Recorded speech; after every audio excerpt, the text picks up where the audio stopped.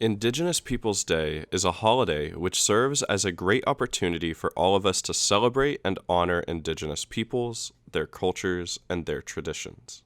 Indigenous Peoples Day is celebrated on the second Monday in October every year.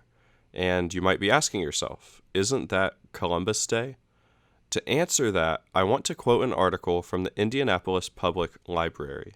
The article states, "The second Monday in October is also, as you probably know, Columbus Day, a nationally recognized federal holiday observing the life of Italian explorer Christopher Columbus.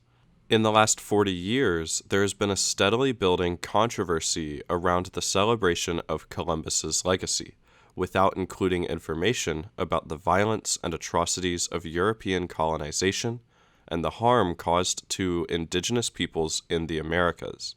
Recognizing Indigenous Peoples Day honors the cultures, people, events, and stories that have been traditionally left out of our national narrative."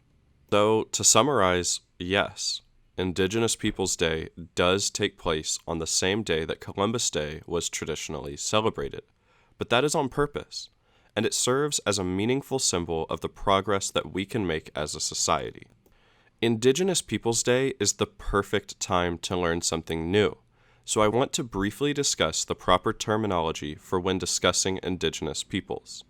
According to UCLA's Equity, Diversity, and Inclusion Department, they say, quote, "Generally, Indigenous refers to those peoples with pre-existing sovereignty who were living together as a community prior to contact with settler populations, most often, though not exclusively, Europeans." Indigenous is the most inclusive term, as there are indigenous peoples on every continent throughout the entire world, such as the Sami in Sweden, the First Nations in Canada, Mayas in Mexico and Guatemala, and the Ainu in Japan, fighting to remain culturally intact on their land bases. Indigenous peoples refers to a group of indigenous peoples with a shared national identity, such as Navajo or Sami. It is the equivalent of saying the American people. Native American and American Indian are terms used to refer to peoples living within what is now known as the United States prior to European contact. American Indian has a specific legal context because of the branch of law known as Federal Indian Law, which uses this terminology. American Indian is also used by the U.S. Office of Management and Budget through the United States Census Bureau.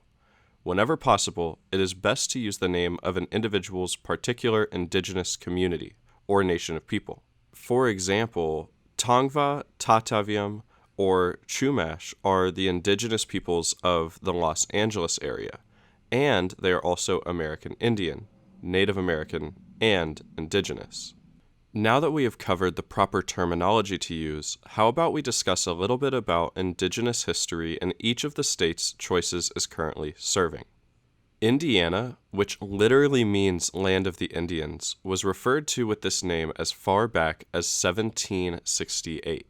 The land that became Indiana was home to Native Americans for thousands of years prior to the arrival of colonists. The largest Native American nations in the Indiana region were the Miami, Shawnee, and Illinois tribes. Each Native American nation had its own distinctive culture and language, but there were some practices that most of them shared. For example, men and women interacted freely within these communities, and women held a lot of power over home and village life. Women were responsible for agriculture and knew how to grow crops together to avoid soil erosion. Villages shifted their locations in order to allow the environment to replenish. The many diverse European cultures who colonized North America found these practices strange and were often confused by the structures of Native American society. They often expected Native Americans to have one authoritarian male leader, and they often did not understand the intricate social ties that unified the Miami, Shawnee, Illinois, and other nations. In Louisiana, there are 4 federally recognized tribes: the Chitimacha tribe of Louisiana, the Coushatta tribe of Louisiana, the Jena Band of the Choctaw Indians, and the Tunica Biloxi Indian tribe of Louisiana.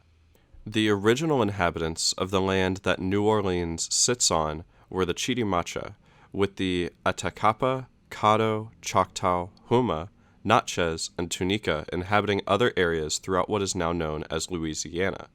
The Chitimacha tribe of Louisiana is the only Louisiana tribe to still live on a section of their original homeland, with a reservation located near the town of Charenton, approximately 2 hours from New Orleans. The Chitimacha exerted much influence over the southeast region at the time of contact with European settlers, but they became embroiled in a 12-year war against the French in the early 18th century. As a result, many members were enslaved, killed, and displaced south or westward. Throughout the late 19th century and the early 20th centuries, the tribe pushed for land titles from the United States government, but only a few hundred acres in the form of a trust were provided back in 1916. Since that point, the Chitimacha have purchased additional land in the area and today own over 900 acres. In a discussion of indigenous history of the area, it is important to note one visible and controversial aspect of New Orleans culture: Mardi Gras Indians, hierarchical tribes comprised of African American members who participate in performances and parades during the carnival season. According to oral history, this tradition began back in the 18th century and has several possible origins. Historically, local indigenous tribes hid runaway black slaves, and some people view Mardi Gras Indians as honoring the history of the two cultures. Others point to the collective racism and violence that both black and indigenous communities in the area faced as a shared experience. However, because of the exaggerated costumes that are meant to mimic some traditional indigenous dress and the usage of the word tribes, there is a question of whether this is cultural appropriation. As for Mississippi, there were 21 known tribes in the area of present-day Mississippi between the years 1500 and 1800. Many of these tribes were small and did not survive the territorial conflicts between the French and English groups throughout the 18th century. There is still some mystery today about what happened to many of these smaller tribes. Today, Mississippi has some of the most well-preserved Native American mounds remaining. The Mississippi Department of Archives and History has a new Mississippi Mound Trail to showcase some exemplar examples of mounds. As this video nears its conclusion, it is important to remember that when discussing indigenous history, it is impossible to ignore the impact that colonization has had on Native American peoples.